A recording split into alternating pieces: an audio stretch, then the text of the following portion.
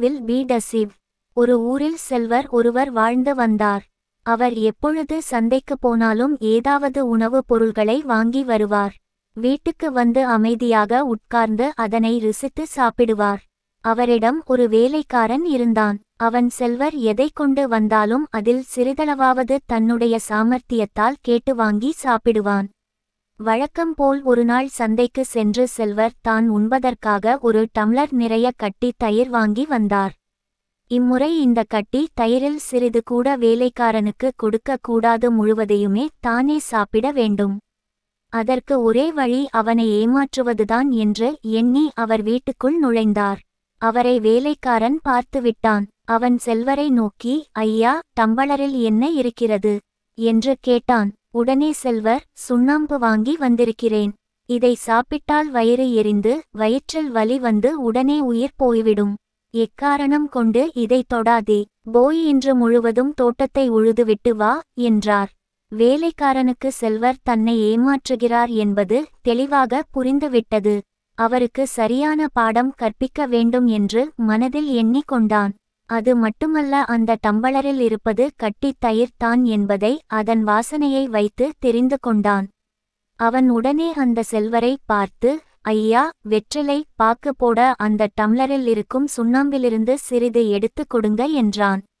உடனே செல்வர் வேலைக்காரனை பார்த்து, நான் உன்னிடம் சொன்ன வேலையை முடித்துவிட்டு வா, அதிலிருந்து கொஞ்சம் தருகிறேன் என்றார்.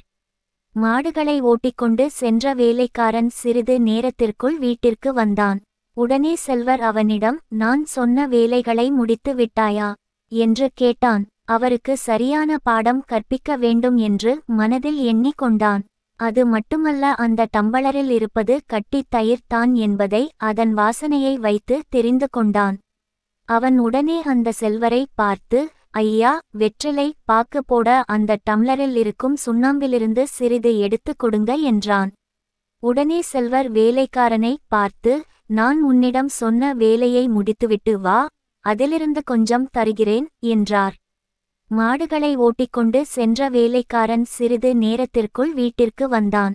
உடனே செல்வர் அவனிடம், நான் சொன்ன வேலைகளை முடித்து விட்டாயா என்று கேட்டான். உடனே வேலைக்காரன் செல்வரை பார்த்து, ஐயா, எந்த வேலையும் என்னால் செய்ய முடியவில்லை.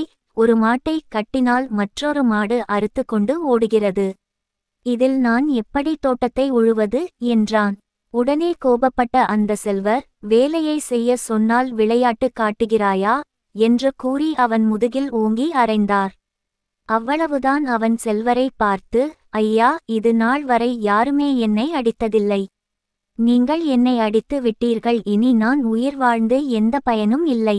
அந்த சுண்ணாம்பை குடித்து என் உயிரை விட்டுவிடுகிறேன் என கூறிவிட்டு சமையல் அறைக்குள் ஓடினான். டேய், குடிக்காதே என்று அந்த செல்வர் அவன் பின்னாலே கத்திக்கொண்டு வந்தார்.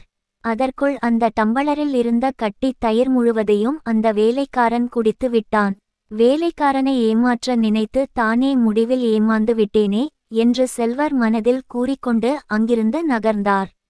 நீதி: பிறரை ஏமாற்ற நினைப்பவன் முடிவில் தானே ஏமாந்து போவான். எனவே யாரையும் ஏமாற்றக் கூடாது.